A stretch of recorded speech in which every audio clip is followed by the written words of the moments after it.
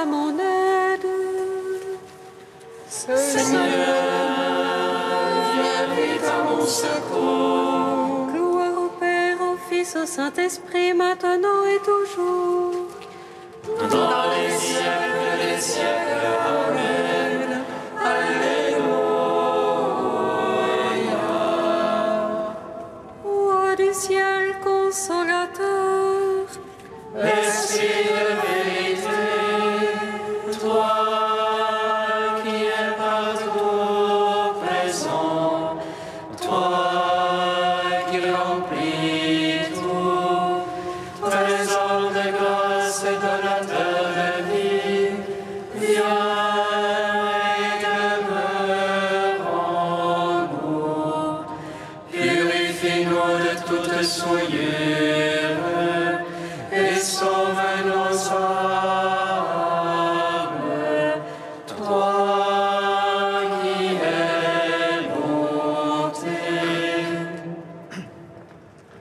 Roi du ciel consolateur, Esprit de vérité, toi qui es partout présent, toi qui remplis tout, trésor de grâce et donateur de vie, viens et demeure en nous. Purifie-nous de toute souillure et sauve nos âmes. Toi qui es bonté. Ô Seigneur, pasteur fidèle, toi qui connais tes brebis,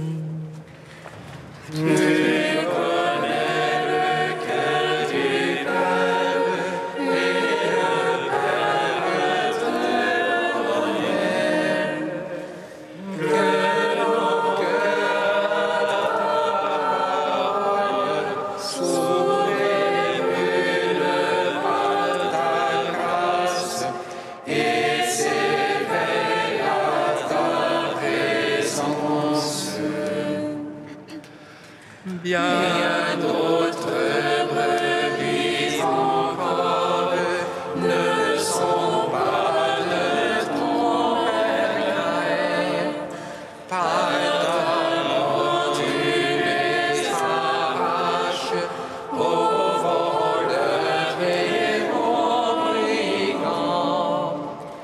Il faut que tu les ramènes, car ta voix tous se rassemble dans l'unique amour du Père. Gloire à toi, berger fidèle, toi la porte des brebis. Tu conduis vers le Père pour que ta joie soit en nous. Et l'Esprit que tu nous donnes vient révéler ta tendresse et célébrer ta louange. Psaume 118, strophe 11. gloire à toi, Seigneur ressuscité, par ta lumière tu donnes la vie. Alléluia, alléluia. Gloire à toi, Seigneur ressuscité, par ta lumière tu donnes la vie. Alléluia, alléluia. Puisqu'en vous mon âme ira pour ton salut,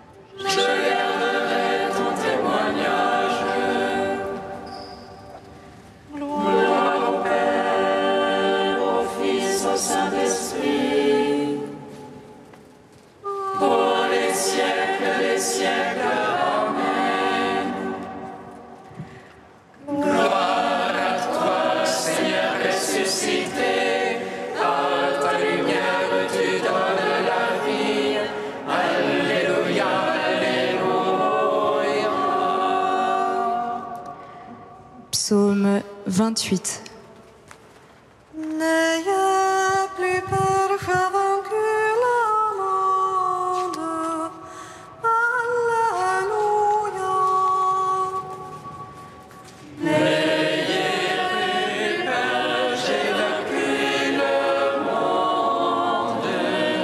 Alléluia.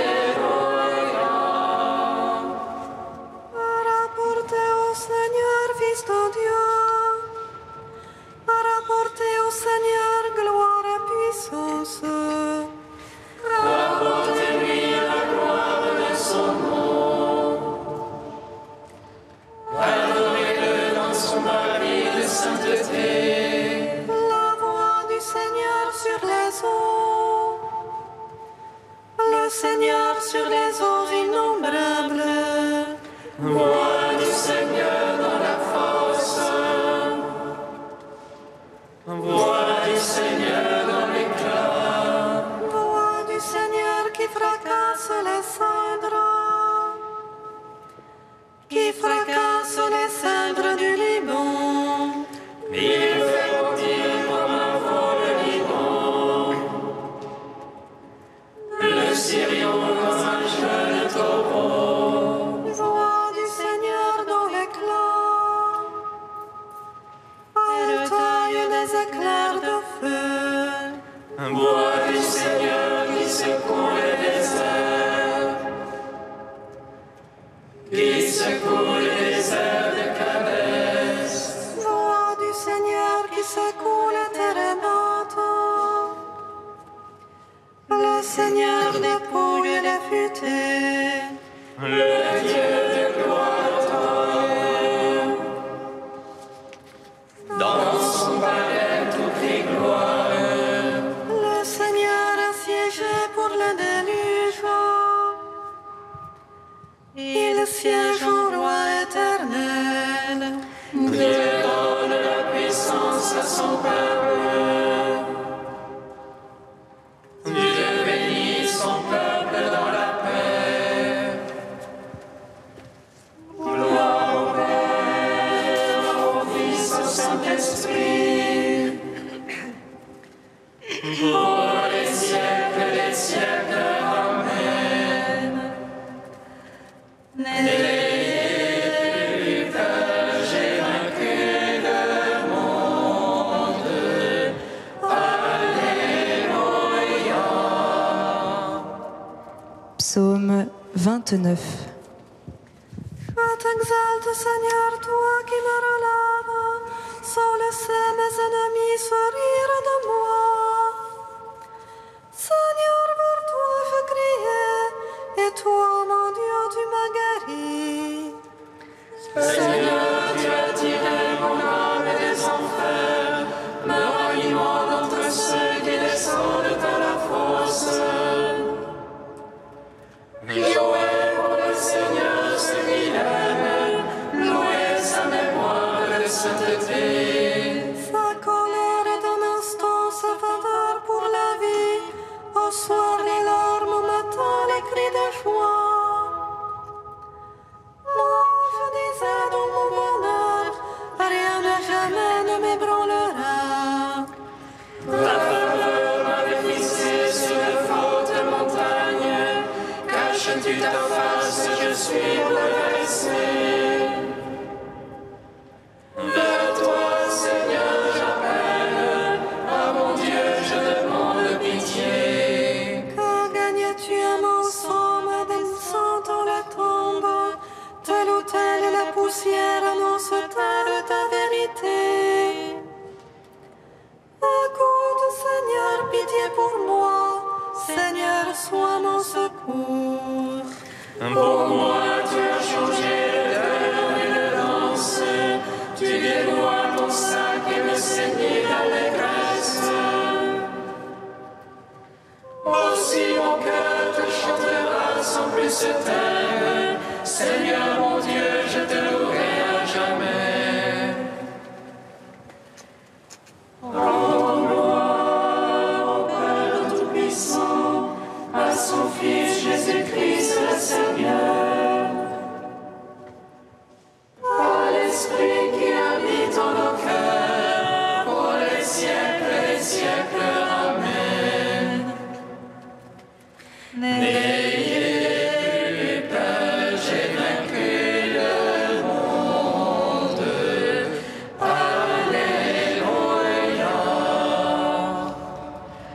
Cantique d'Isaïe 66, page 309. Réjouissez-vous avec Jérusalem, exultez-vous tous qui l'aimez. Soyez avec elle dans l'allégresse, vous tous qui portiez son deuil. Afin que vous soyez arrêtés, rassasiés par son sein consolateur. Que vous buviez avec délice le lait de ses consolations. Car ainsi parle le Seigneur, je fais couler vers elle la paix comme un fleuve, et comme un torrent débordant, la gloire des nations. On vous portera sur la hanche, on vous caressera sur les genoux. Comme un fils que sa mère console, moi aussi je vous consolerai.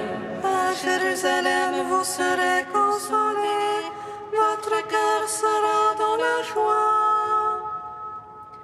Vos membres reprendront vigueur, et le Seigneur se fera connaître. Rendons gloire au Père Tout-Puissant, à son Fils Jésus-Christ le Seigneur, à l'Esprit qui habite en nos cœurs, pour les siècles des siècles. Amen.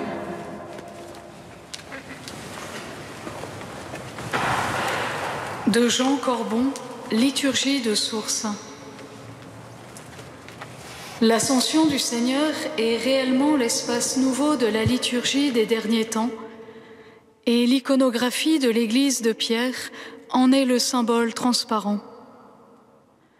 Ainsi, par son ascension, le Christ, loin de disparaître, commence au contraire à apparaître et à venir. L'hymnologie de nos églises le chante alors comme le soleil de justice qui monte de l'Orient. Celui qui est la splendeur du Père et qui était descendu dans les profondeurs de nos ténèbres s'élève maintenant jusqu'à ce qu'il ait tout empli de sa lumière. Entre sa première ascension et celle qui aboutira au zénith de sa parousie glorieuse, se situent nos derniers temps. Le Seigneur n'est pas parti pour se reposer de son labeur rédempteur. Son travail est désormais auprès du Père, et c'est par là qu'il est bien plus près de nous, très près de nous, en ce travail qu'est la liturgie des derniers temps. Il entraîne les captifs que nous sommes vers le monde nouveau de sa résurrection, et il répand sur les hommes ses dons, son esprit. Son ascension est un mouvement progressif de commencement en commencement. Bien sûr, Jésus est auprès du Père, mais si nous réduisons cette montée à un moment de notre histoire mortelle, nous oublions tout simplement qu'à partir de l'heure de sa croix et de sa résurrection, Jésus et les hommes ne font plus qu'un. Il est devenu Fils de l'homme pour que nous devenions fils de Dieu. L'ascension est progressive pour constituer cet homme parfait dans la force de l'âge qui réalise la plénitude du Christ. Le mouvement de l'ascension ne sera accompli que lorsque tous les membres de son corps auront été attirés vers le Père et vivifiés par son esprit. N'est-ce pas là le sens de la réponse des anges aux hommes de Galilée ? Pourquoi restez-vous ainsi à regarder le ciel ? Celui qui vous a été enlevé, ce même Jésus, viendra comme cela, de la même manière dont vous l'avez vu s'en aller vers le ciel. L'ascension ne nous offre pas le décor anticipé de la dernière parousie. Elle est l'énergie pascale du Christ qui emplit tout. Elle est sans cesse le moment de sa venue.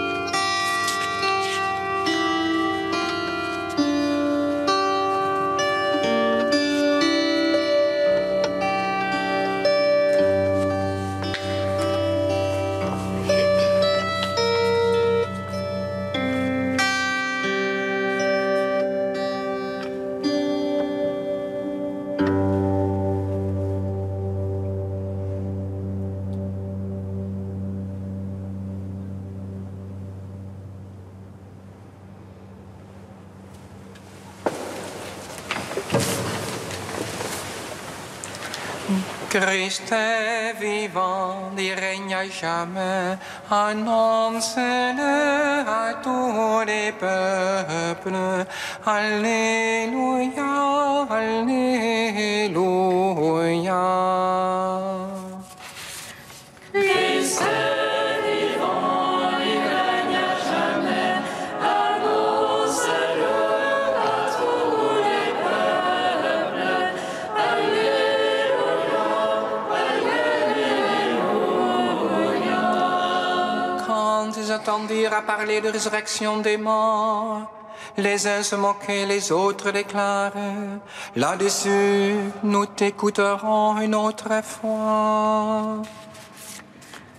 Christ est vivant, il règne à jamais, annonce-le à tous les peuples. Alléluia, Alléluia.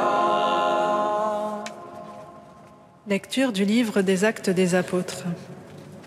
En ces jours-là, ceux qui escortaient Paul le conduisirent jusqu'à Athènes.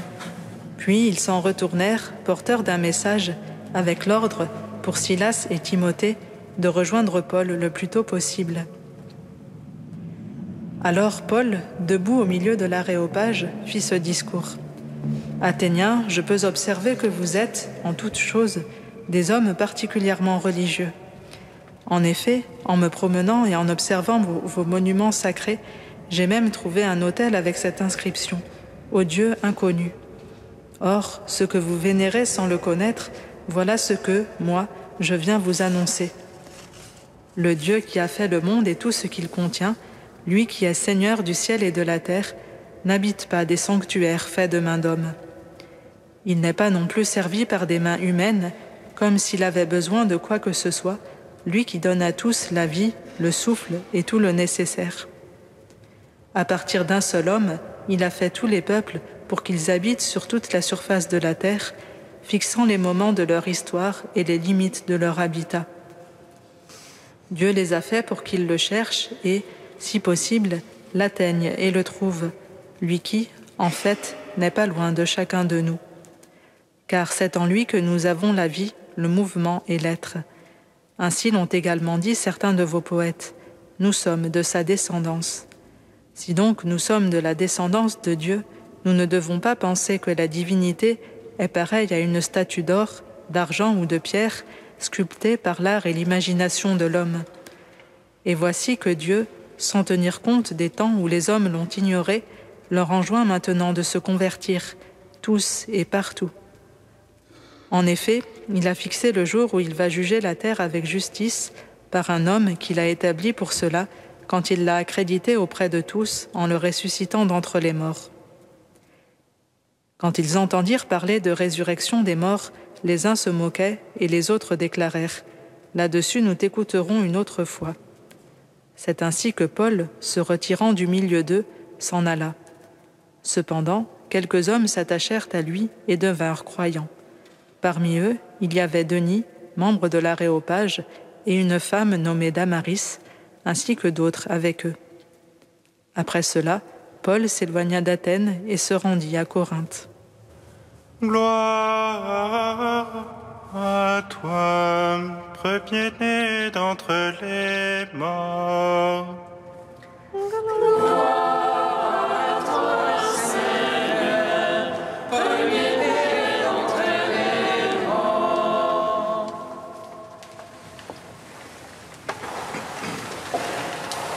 Nous découvrons dans ce texte un discours de Paul substantiellement nouveau par rapport à son habitude. En effet, alors qu'habituellement, s'adressant d'abord à des Juifs, il parle à partir des grandes étapes de l'histoire du peuple d'Israël, ici, il argumente à partir de ce que tout homme peut constater d'après son expérience. Il parle à partir d'une observation. Les Athéniens ont dans leur ville un autel au Dieu inconnu.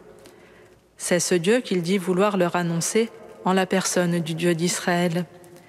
Celui-ci est bel et bien un Dieu inconnu pour les Athéniens, puisqu'il ne s'était révélé jusque-là qu'à Israël, qu'il avait choisi entre tous les peuples. Mais il est aussi le Dieu inconnu en un sens plus large. C'est le Dieu qu'on n'a jamais fini de connaître, contrairement aux idoles des païens sur lesquels on peut mettre la main. Paul peut donc à bon droit utiliser cette inscription comme porte d'entrée pour sa prédication. Il commence alors à raconter ce que dit la foi juive sur la création du monde par Dieu et son maintien dans l'existence. Il décrit un Dieu puissant qui a fait le ciel et la terre et qui n'a pas besoin du service des hommes. Il décrit aussi un Dieu aimant, même envers ceux qui ne le connaissent pas, puisqu'il donne à tous ce qu'il faut pour vivre, les maintient dans l'existence et qu'il a disposé pour eux des indices pour qu'on puisse le découvrir. Pendant tout le début de son discours, les Athéniens écoutent Paul, du moins ne l'interrompent pas. Il commence alors l'annonce de l'Évangile proprement dite, la personne du Christ, sa mort et sa résurrection.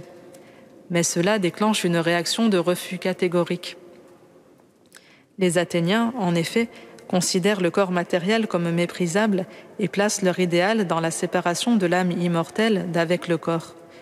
C'est donc toute une vision de l'homme qui sépare le judéo-chrétien Paul et ses auditeurs athéniens. Ces derniers ne se laissent pas convaincre. Remarquons également que Paul, contrairement aux autres fois où les actes des apôtres nous le montrent en train de prêcher, est ici seul. Ses compagnons sont partis, ses collaborateurs pas encore arrivés. Il n'a donc pour déplacer les Athéniens que ses paroles. Les actes ne nous disent pas grand-chose sur les rapports entre Paul et ses compagnons, mais on peut penser que Paul vivait avec eux le précepte de la charité mutuelle. Il est possible que ce témoignage vécu, à l'appui du message évangélique, ait eu un point non négligeable dans l'adhésion des populations qu'ils allaient évangéliser et que cela ait manqué ici. Enfin, n'oublions pas que la prédication de Paul n'est pas un échec total. Denis et Damaris et quelques autres s'attachent à ces paroles. La fécondité d'une prédication n'est pas une question de nombre. Même si Paul n'avait convaincu qu'une seule personne à Athènes, sa venue n'aurait pas été inutile et aurait donc été un succès. Pas aux yeux des hommes peut-être, mais aux yeux de Dieu, pour qui chacun de ces petits est précieux.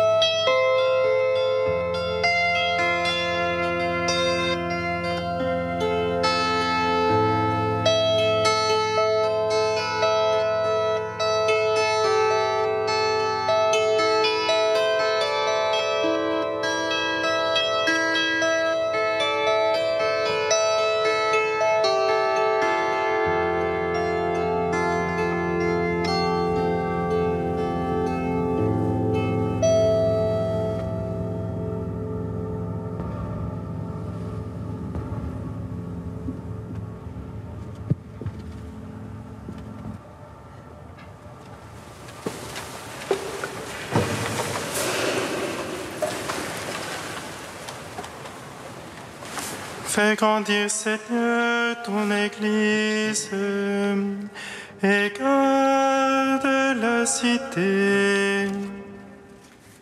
Fais grandir, Seigneur, ton Église et garde la cité. Nous te confions, Seigneur, celles et ceux qui servent leurs frères et sœurs au quotidien, dans les services publics, les soins à domicile ou l'accompagnement des personnes fragilisées par la vie. Donne-nous de nous sentir responsables de nos frères et attentifs aux gestes qui peuvent les soulager. Fais grandir, Seigneur, ton Église et garde la cité. Écoute, Seigneur, les cris de ceux qui viennent te rencontrer dans cette Église et donne-nous de nous unir à leurs prières. Fais de nous des frères et sœurs en vérité. Fais grandir, Seigneur, ton Église et garde la cité. Sois béni, Seigneur, pour la joie de ce jour, pour ta présence à nos côtés tout au long de cette journée. Ouvre nos yeux à la réalité de ton royaume, que nous venions sans cesse puiser en toi le ferment de la vie nouvelle, pour ce monde qui en a tant besoin.